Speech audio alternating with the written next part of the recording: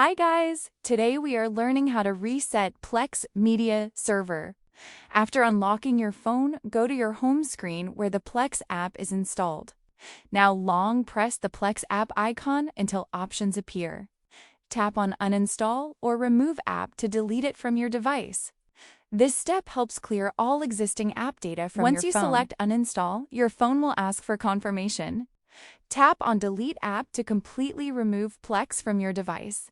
This ensures all stored cache and temporary data is cleared.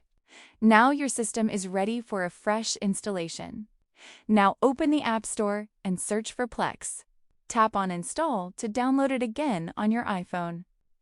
After installation, log in with your account to refresh the server setup. This process effectively resets your Plex Media Server connection. And that's how you can reset Plex Media Server step by step. If this video helped you, make sure to subscribe and comment below for more simple tutorials.